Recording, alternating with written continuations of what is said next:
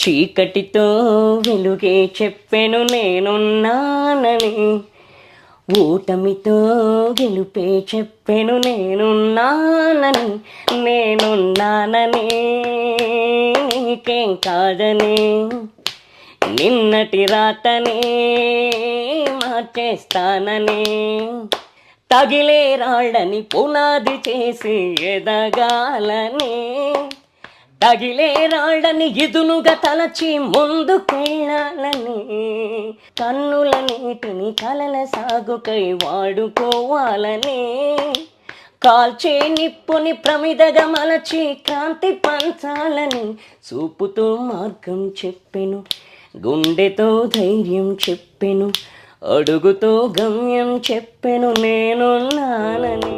అప్పుడు మంచి పాటలు పాడేటోళ్ళు కానీ గుర్తింపు లేదు. చాలాసార్లు మనం అప్పుడు డిస్కస్ చేసాం, ఎంత పాటలు పాడుతున్నా ఎంత చేస్తున్నా గుర్తింపు రావట్లేదు అని చెప్పేసి మీరు బాధపడ్డారు అప్పుడు. అండ్ ఇప్పుడు తమన్ గారే పోస్ట్ చేయడం, రచనల్ గారు అండ్ వీళ్ళందరూ చేయడం, ఈ అంతా సినారియో ఎలా అనిపిస్తున్నాను? చాలా హ్యాపీగా అనిపిస్తుంది. ఒక మ్యూజిక్ డైరెక్టర్ చెప్పడం చాలా హ్యాపీగా ఉంది. పలాస ఇవన్నీ చేస్తున్నా కూడా మీరు అప్పుడు రాని గుర్తింపు ఒక తమన్ గారు ట్వీట్ చేస్తే వచ్చిందంటే ఏంటి డిఫరెన్స్? ఏంటి అది బస్సులో డిఫరెన్స్? బస్సే డిఫరెన్స్. బస్సే డిఫరెన్స్. పలాస తర్వాత ఇక్కడ తర్వాత ఎందుకు ఎవరైనా పిలవలేదా? అంటే ఏం జరిగింది? అంటే పలాస తర్వాత కరోనా వచ్చింది, నేను డిప్రెషన్ లోకి. అమ్మ ఏం పని చేస్తుంటారు? అమ్మ ఏం పని చేయరు. అమ్మ ఏం పని ఏం పని చేయదు. నాన్న లేరండి, చనిపోయారు. Hi voice, welcome to press TV. And right now ఇప్పుడు రాజు అని చెప్పేసి బ్లైండ్ రాజు గారు తెలుసు మీకు, రీసెంట్ ట్రెండింగ్ లో ఉన్నారు. అండ్ సజ్జనాల్ గారు వీళ్ళందరూ కూడా మీటారు.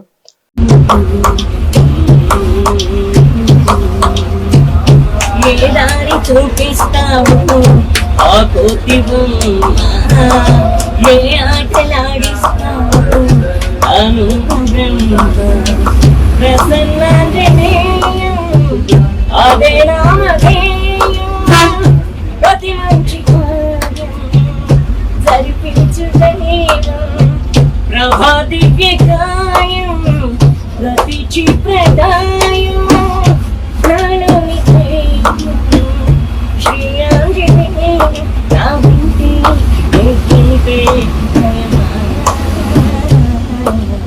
రామ రామ రఘురామ అని పాడుకుంటానే అంత భక్తి పరవశమ ఓం కంఠమోగను సరళ గాలి పాట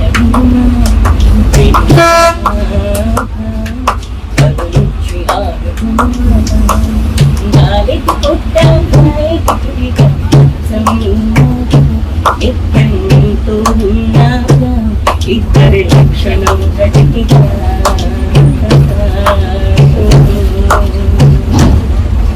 ఐ హోప్ మీకు అందరికీ చాలా ఇన్ఫర్మేషన్ తెలిసే ఉంటుంది. బట్ ఈ ఇంటర్వ్యూలో కొత్త పాయింట్స్ తో మీ ముందుకు తీసుకురావడానికి ట్రై చేస్తాం. హాయ్ రాజన్న.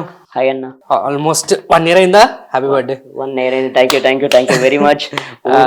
ఫస్ట్ మనం ఇంటర్వ్యూ చేసినప్పుడు 1 year అయింది, మళ్ళీ ఇప్పటికి 1 year అవుతుంది. అవును, అప్పటికిప్పటికి మొత్తం గ్రాఫ్ చేంజ్ అయిపోయింది. ఇది అప్పటికి మీరు చూసినప్పుడు అలా లేను, ఇప్పుడు చేంజ్ అయ్యారా? అంటే అప్పటికి చాలా తేడా అయింది అనమాట. అవును, అప్పుడు మంచి పాటలు పాడేటోళ్ళు కానీ గుర్తింపు లేదు. చాలాసార్లు మనం అప్పుడు డిస్కస్ చేసాం, ఎంత పాటలు పాడుతున్నా ఎంత చేస్తున్నా గుర్తింపు రావట్లేదు అని చెప్పేసి మీరు బాధపడ్డారు అప్పుడు. ఎస్. అండ్ ఇప్పుడు తమన్ గారే పోస్ట్ చేయడం, రచనల్ గారు అండ్ వీళ్ళందరూ చేయడం, ఈ అంతా సినారియో ఎలా అనిపిస్తున్నాను? చాలా హ్యాపీగా అనిపిస్తుంది. ఒక మ్యూజిక్ డైరెక్టర్ చెప్పడం చాలా హ్యాపీగా ఉంది. ఆయన ట్వీట్ చేయడం ఎక్సలెంట్, మామూలుగా లేదు. నేను అలాంటి మ్యూజిక్ డైరెక్టర్ దాకా రీచ్ అవుదాం అనుకున్నాను, కానీ అలాంటి మ్యూజిక్ డైరెక్టర్ చెప్పారు అంటే ఆయన ట్వీట్ చేయగానే చాలా హ్యాపీగా ఉంది. పలాస ఇవన్నీ చేస్తున్నా కూడా మీరు అప్పుడు రాని గుర్తింపు ఒక తమన్ గారు ట్వీట్ చేస్తే వచ్చిందంటే ఏంటి డిఫరెన్స్? ఏంటి అది బస్సులో డిఫరెన్స్? బస్సే డిఫరెన్స్. బస్సే డిఫరెన్స్. ఎందుకంటే బస్సు కండక్టర్ కి, డ్రైవర్ కి అండ్ శిల్ప గారికి వీళ్ళందరికీ థ్యాంక్స్ చెప్పాలి. ఇది అంటే వాళ్ళు చేసింది. అప్పుడు రాని డిఫరెన్స్, అప్పుడు రాని ఇది ఇప్పుడు వచ్చిందంటే దానికి కారణం బస్సే. నేను ఎక్కిన బస్సే. ఎస్, బస్సుకి థ్యాంక్స్. అలా సరదాగా పాడారా లేదంటే ఇలా పాడారు? దాన్ని లేదండి, అంటే మామూలుగా కండక్టర్ గారు పాడమన్నారు. అంటే చాలా రోజులు అవుతుంది కలవక, మా బస్ ఎక్కక చాలా రోజులు అవుతుంది కాబట్టి ఇట్లా మా డ్రైవర్ గారు కూడా నిద్రపోతున్నారు, జరా కొంచెం తెలుసా వీళ్ళంతా పరిచయమా డ్రైవర్ గారు? పరిచయం అండి, వాళ్ళు పరిచయం. వాళ్ళు బస్సులో ఎనీ టైం ఎక్కుతుంటా నేను. అట్లా చాలా రోజుల తర్వాత కలిసానని పాడమన్నారు. పాడించుకున్న తర్వాత మళ్ళీ శిల్ప గారు అని ఆవిడ మళ్ళీ వచ్చి సీట్లో నుంచి లేచి వచ్చి మళ్ళీ పాడమన్నారు అదే సాంగ్. పాడమని ఆవిడ వీడియో షూట్ చేశారు. షూట్ చేసి ఆ రోజు పెట్టినట్టున్నారు ఆవిడ. సాటర్డే, ఆ రోజు సాటర్డే అయింది. ఆ రోజు పెట్టినట్టున్నారు ఆవిడ సాటర్డే నైటే పెట్టినట్టున్నారు. ఇంకా మరుసటి రోజే నాకు సెకండ్ రోజే నాకు తెలిసింది సజ్జనార్ సార్ చూసారు, వీళ్ళందరూ చూస్తున్నారని చెప్పేసి అందరు అంటున్నారు. సండే రోజే ఊరు నాయన ఏం జరుగుతుంది అని చెప్పేసి నేనే షాక్ అయినా. కానీ ఇలా ఇలా ఇలా ఇలా ఇలా వస్తాయని అసలు అనుకోలేదు. ఇది ఈ సంవత్సరం అండ్ నవంబర్ రావడం ఒక ఎత్తు. ఆఫర్లు ఏమైనా వస్తున్నాయా? అంటే ఇప్పుడు ఇంటర్వ్యూలు అంటే చాలా మంది వచ్చి తీసుకుంటున్నారు, కానీ ఆఫర్లు వస్తున్నాయా? ఆఫర్లు ఏం లేవన్నా, ఇంటర్వ్యూలు మాత్రం వస్తున్నాయి. ఆఫర్స్ ఏం లేవు. ఇంటర్వ్యూస్ మాత్రమే వస్తున్నాయి కానీ ఆఫర్స్ ఏం లేవు. ఆఫర్స్ ఏం రావట్లా. అది నీకు కావాల్సింది ఆఫర్స్ కదా, 100%. ఆఫర్సే కానీ అవి రావట్లా, ఇంటర్వ్యూస్ వస్తున్నాయి. ఇంటర్వ్యూస్ అంటే అందరు వచ్చి తీసుకోండి, అది జరుగుతుంది అంతే. ఆఫర్స్ ఏం లేవు. పలస తర్వాత ఇక్కడ తర్వాత ఎందుకు ఎవరైనా పిలవలేదా? అంటే ఏ మ్యూజిక్ డైరెక్టర్ కానీ ఏంటి కానీ అసలు ఏంటి ఏం జరిగింది? పలాస తర్వాత ఆఫర్స్ అంటే ఎతకడం చాలా కష్టం కదా మ్యూజిక్ డైరెక్టర్ దగ్గరికి వెళ్ళి. అంటే పలాస తర్వాత కరోనా వచ్చింది. కరోనా వచ్చాక అందరూ ఇంకా ఎవరు బయటకు వెళ్ళాల. పలాస సినిమా వచ్చింది అండ్ రిలీజ్ అయిన తర్వాత కరోనా వచ్చింది. అప్పుడు నేను బయటకు వెళ్ళాను, నన్ను ఎవరు పిలవకపోవడం వల్ల నేను డిప్రెషన్ లోకి వెళ్ళిపోయాను. అవును, డిప్రెషన్ లోకి వెళ్ళిపోయా. అయితే అప్పుడు ఎవరు పిలవలేరు కాబట్టి ఇంకా వానాకాలం వరకు అందరం ఇంకా థియేటర్లు మూసేశారు, ఇవన్నీ చేశారు కదా. అవును, ఇంకా బయటకు వెళ్ళలేదు. కలుస్తున్నారండి చాలా మంది. ఇట్లా కొంతమంది కలిసి ఓకే అని చెప్తున్న టైంలో కరోనా వచ్చింది. అంటే వాళ్ళు చెప్పే టైంలో కరోనా వచ్చినందుకు ఇట్లా వేరైంది. ఇంకా అట్లా ఇలా ఉండిపోయా. ఇంకెవరిని కలవలేదు ఆ టైంలో, నన్ను ఎవరు కలవలేదు. ఇక అప్పటి వరకు ఇంతే. ఇక ఇప్పటి వరకు ఏమీ లేదు. ఇక ఆ కరోనా ఎప్పుడైతే వచ్చిందో ఇక అప్పటి నుంచి ఇప్పటి దాకా ఏమీ లేదు. అయినో మనం ముందు మాట్లాడుకున్నప్పుడు మీరు మంచి సింగరు, దాంతో ఈ వాయిద్యంతో చేయితో కూడా మీరు చాలా క్లాప్స్ కొడుతూ చేస్తూ పాట పాడతారు, అది నాకు తెలుసు. బిఫోర్ రాజన్నకి ఇప్పుడు రాజన్నకి డిఫరెన్స్ ఏమైనా ఉందా ఆర్థికంగా గానీ? ఉంటుంది. ఎందుకంటే అప్పుడు రాజు ఎవరికి తెలియదు, రాజు అంటే ఎవరో తెలియదు. ఇప్పుడు తెలుస్తుంది చాలా మందికి. చాలా మంది చూస్తున్నారు. కానీ ఈ రోజు ఇంతమంది ఇంటర్వ్యూస్ చేస్తున్నారు, ఇంతమంది చూస్తున్నారు, ఇంతమంది నన్ను అభిమానిస్తున్నారంటే రాజు అంటే ఇప్పుడు చాలా మందికి తెలిసింది. అప్పుడు తెలియదు. అప్పుడు రాజు బాధపడే వల్ల ఇంట్లో కూర్చొని ఏంటి ఇంకా ఆఫర్స్ రావట్లేదు. అప్పటి రాజు బాధపడేవాడు. ఎందుకంటే ఏ అవకాశాలు రావట్లేదు ఎలా అని చెప్పేసి చాలా బాధపడేవాడు. డిప్రెషన్ లోకి వెళ్ళిపోయాడు రాజు. ఇప్పటి రాజు అలా కాదు. కొంచెం ఇట్లా ఒక్కొక్క మెట్ట ఎక్కుతుంటే చాలా హ్యాపీగా అనిపిస్తుంది. ఇప్పటి రాజుకి చాలా మంది ఫ్యాన్స్ ఉన్నారు అనిపిస్తుంది నిజంగా. నాకు మామూలుగా అయితే అంటే చిన్నప్పటి నుంచి ఇప్పటి వరకు అనిపించాల. అప్పటి రాజుకి ఎవరు లేరు, ఏ ఫ్యాన్స్ లేరు, ఎవరు లేరు. ఇప్పుడు ఉన్నారు. ఇప్పుడు అది ఆ ధైర్యం వస్తుంది కొంచెం. మీరు వెళ్ళేటప్పుడు బస్ పాస్ కి వెళ్ళేటప్పుడు అమ్మతో పాటు తీసుకుని వెళ్తారు, అమ్మని మిమ్మల్ని తీసుకుని వెళ్ళి చేసి అవునేనా? కరెక్టేనా? అవునండి. అమ్మని తీసుకెళ్లి తీసుకొచ్చి ఇక్కడ నుంచి అంటే సిటీలోకి రావడానికి మొత్తం బస్సేనా? ట్రావెలింగ్ అంతా బస్సే ట్రావెలింగ్ అంతా చేసి డైరెక్ట్ బస్, ఓన్లీ బస్. ఇక్కడ నుంచి అటు నుంచి ఇటు. ఎన్నిసార్లు రామాచారి గారి ఇంటి వరకు అని లేకుంటే వెళ్ళడం జరిగిందా ఎప్పుడైనా? రామాచారి సార్ ఇంటి వరకు వెళ్ళడం జరగలేదండి. ఆయన ఇంటికి ఎప్పుడు వెళ్ళా. అది ఇన్స్టిట్యూషన్ క్లాసెస్ వెళ్తున్నాను. క్లాసెస్ వెళ్తున్నారా? ఎవ్రీ సండే వెళ్తాను. ఎవ్రీ సండే ఇప్పటికి కూడా వెళ్తాను. ఇక్కడ నుంచి ఎక్కడ రామాచారి గారి ఇన్స్టిట్యూషన్ ఎక్కడ? హైటెక్ సిటీ అండి. ఇక్కడ నుంచి శంషాబాద్ నుంచి హైటెక్ సిటీ వరకు బస్సులలో వస్తారు. ఎవ్రీ సండే బస్సులోనే వెళ్తాను. 5-6 బస్సులు ఎక్కి వస్తుంటాను. 5-6 బస్సులు వెళ్తారా? అవును, 5-6 బస్సులు ఎక్కుతా. ఇక్కడ నుండి ఆరంగడ్, మళ్ళీ అక్కడ నుండి రేతిబోలి, మళ్ళీ అటు నుండి ఎక్కడంటే హైటెక్ క్రాస్ రోడ్. అవును. మళ్ళీ అటు నుండి శిల్పారామం అంటే ఇమేజీ హాస్పిటల్ దగ్గర.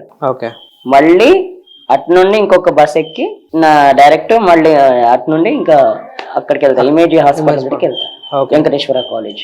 ఎవ్రీ సండే మిమ్మల్ని అమ్మ తీసుకుని వెళ్ళొస్తుంది? అవును, ఎవ్రీ సండే తీసుకొస్తుంది. ఇంత మంచి పాడతారు కదా, మన సోషల్ ఏమంటారు పాడుతూ తీయ కానీ ఇండియన్ ఐడల్ కానీ ఇంకా మిగతా పెద్ద పెద్ద ప్లాట్ఫామ్స్లో మీరు పార్టిసిపేట్ చేయడం జరిగిందా, లేదంటే వెళ్ళడం యాక్సెస్ ఉంటుంది అంటారా? అంటే వెళ్ళలేదండి, అంటే మామూలుగా పాడతా తీగ సెలక్షన్స్ కి వెళ్ళాను కానీ అవ్వలా. ఎందుకు? Any reason? అన్ని రీజన్ తెలియదు, నేను పాడాను వచ్చాను అంతేగాని అవ్వలా, నాకు తెలియదు మరి ఆ ఒకటే. ఇంకా ఏ సెలక్షన్స్ కి వెళ్ళాల. మీ పాటలో వినడానికి చాలా బాగుంటది, మంచిగా పాడతారు.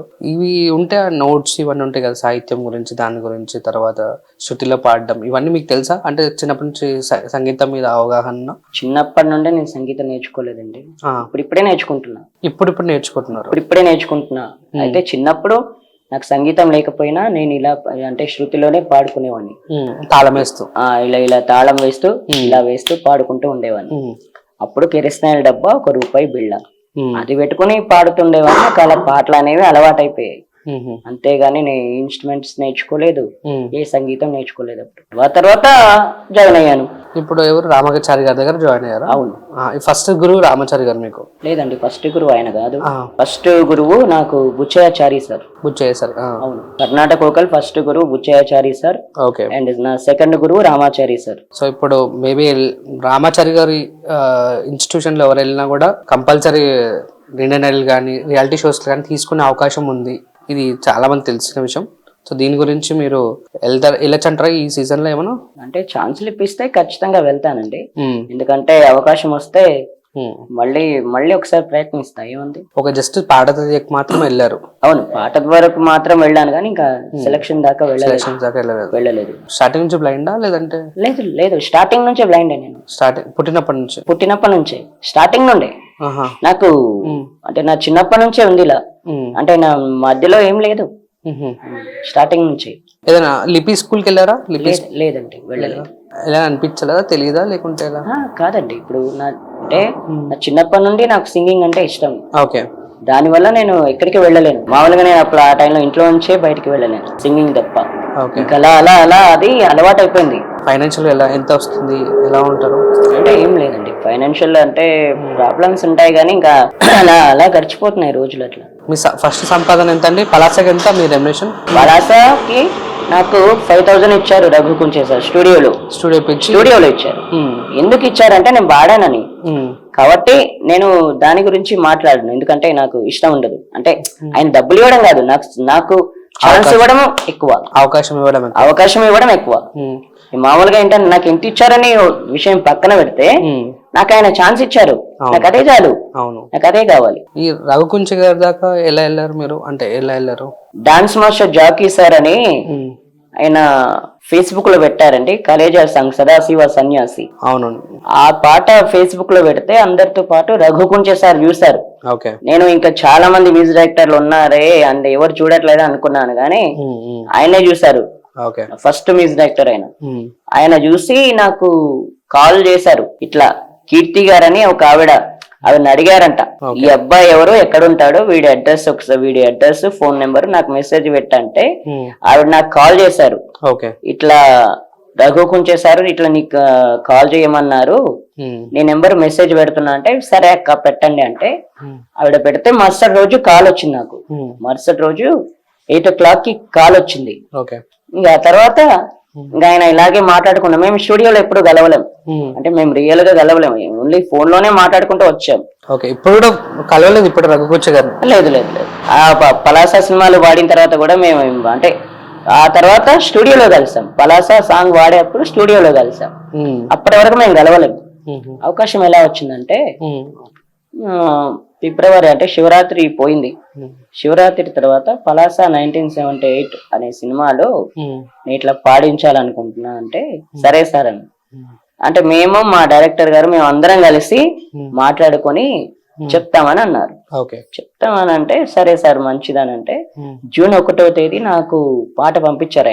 ఆయన పాడి నా కోసం పాడి పంపించారు. ఇలా ఉంటది శృతి, ఇలా ఉంటది అంటే శృతి ఇలా కాదు, శృతి ఇలా ఉంటది అండ్ ఇలా ఉంటది అని చెప్పారు. ఓకే, దాని తర్వాత ఏం చెప్పారంటే యాస, ఇప్పుడు శ్రీకాకుళం యాస, నేను పాడే యాస ఏ యాసలో అయితే వాడుతున్నానో అదే యాసలో పాడాలని చెప్పారు. ఆ చెప్పిన తర్వాత సరే సార్ అని అంటే నువ్వెప్పుడు నాకు పాట వస్తుంది అని చెప్తావో అప్పుడు స్టూడియోకి పిలుస్తా అని చెప్పారు. నాకు జూలై 19వ తేదీ స్టూడియోకి పిలిచారు. అంటే ఎన్ని రోజుల్లో గ్యాప్ లో నేర్చుకున్నారు మీరు? మామూలుగా అంటే నాకు చాలా అంటే నాకు టైం ఇచ్చింది ఒక 2-3 రోజులు. ఎందుకు ఇచ్చారంటే ఆ 2-3 రోజులు టైం ఇచ్చారు, స్టూడియోకి పిలిచేవాళ్ళేమో కానీ ఈయనకి కొంచెం స్టూడియోకి ఇంటికి కాస్త దూరం అవుతుందని స్టూడియో దగ్గర ఒక ఇల్లు తీసుకుంటా అని చెప్పేసి అక్కడ నాకు అంతా అన్ని రోజులు టైం ఇచ్చారు, జూలై 19 వరకు. నాకు ఇంకా చాలా టైం ఇచ్చారు అప్పుడు. ఆ తర్వాత జూలై 19వ తేదీ ఇట్లా సార్ వచ్చిందంటే ఆయన పిలిచారు స్టూడియోకి. 8:30కి వెళ్ళా, అంటే 8:30కి వెళ్ళా. 8:30 తర్వాత అప్పుడు 11ంటికి షూటింగ్ స్టార్ట్ అయింది, 4ంటికి షూటింగ్ అయిపోయింది. 4 గంటలు పాడేస్తావు పాట? అవును, 4 గంటలు పాడేశాను. అండ్ అన్నం అంటే ఫుడ్ కూడా పెట్టారు, కార్లో ఎక్కించుకున్నాను, మేము ఇద్దరం కలిసి ఎంజాయ్ చేస్తాం. డబ్బులు ఇచ్చారు, మళ్ళీ ఛార్జీ ఖర్చులు కూడా ఇచ్చారు. అట్లా ఇది నేను వాడిన సాంగే మేము ఇద్దరం కలిసి వింటూ అలా గచ్చిబౌలి వరకు వచ్చేసాను. ఎంజాయ్ చేస్తూ పక్క పక్కనే కూర్చున్నాం ఇద్దరు. ఆ స్టూడియోలో కలిసిన అప్పుడే, ఇంకా తర్వాత కలవాల. అప్పటి వరకు మిమ్మల్ని ఊర్లో గానీ ఇతర ఫ్రెండ్స్ గానీ ఎలా ట్రై చేసావు? బాగానే ట్రై చేసేవాళ్ళ? బాగానే ట్రై చేసా, అట్లా ఏం లేదు. అంటే బాగానే ఎంకరేజ్ చేశారు, ఇప్పుడు కూడా చేస్తున్నారు అందరూ. ప్రొఫెషనల్ గా చాలా మంది ఎంకరేజ్ చేస్తున్నారు ఇప్పుడు కూడా, చాలా బాగా పాడావని. ఇప్పుడు సినిమాలో పాడిన తర్వాత చాలా మంది చూస్తున్నారు, చాలా మంది ఎంకరేజ్ చేస్తున్నారు ఈ ఊర్లో కూడా. అమ్మ ఏం పని చేస్తుంటారు? లేదండి, అమ్మ ఏం పని చేయరు. అమ్మ ఏం పని చేయదు. నాన్న లేరండి, చనిపోయారు. ఎప్పుడు అంటే 2016 ఆగస్టు 5 ఉదయం 5 గంటలకండి. ఈ డేట్లు టైమింగ్స్ బాగా గుర్తు పెట్టుకోవడానికి రీజన్ అంటే చిన్నప్పటి నుంచి అలా వింటాను కదండి, అంటే అట్లా గుర్తుండిపోతాయి నా మైండ్ లో అట్లా డేట్లు. చాలా మంది అడుగుతుంటారు, డాన్స్ మాస్టర్ జాకీ సార్ గిని అడిగారు. మామూలుగా అయితే నాకు డేట్స్ గుర్తుండవు. నేను నిన్న మొన్న ఒక అమ్మాయితో డాన్స్ చేయించా, ఆ అమ్మాయి పేరు ఆ డేట్ నాకు గుర్తుండదు. నేను నిన్న మొన్న జరిగినవే మర్చిపోతా.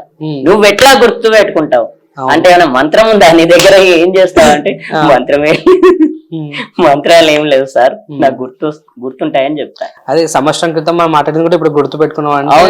అవును, ఇండియన్ ఐడీలలో మనం మాట్లాడుకున్నాం ఆ రోజు. అవును ఆ రోజు మాట్లాడారు, మీరు నాతో యాంకరింగ్ చేశారు. అవును, మీరే ఇంటర్వ్యూ చేశారు నన్ను. అవును, మళ్ళీ ఈ రోజు సెకండ్ టైం అన్నమాట. అవును, ఓ సూపర్, అలా గుర్తుండిపోద్ది నాకు. ఇప్పుడు మళ్ళీ ఆర్థికంగా ఎలా, మీ ఇంట్లో ఎలా వస్తుంది ఇన్కమ్? అమ్మ చేయట్లేదు, మీకు వస్తున్నాయా? ఇన్కమ్ ఎలా వస్తుంది? ఇన్కమ్ అంటే ఏం లేదండి, డబ్బులు అంటే లేదు, సంపాదన ఏం లేదు, అలాగే ఇలా బతికేస్తున్నాం. అదే లేకుండా ఎలా? ఇప్పుడు ఇంటి ఖర్చులు ఉంటాయి, ఇల్లు అద్దిల్లా సొంతం ఇల్లా? ఇది సొంతం ఇల్లు అంటే మాది కూడా సొంతం ఇల్లే అండి, అద్దిల్లు ఏం లేదు, అద్దిల్లు అసలు లేదు.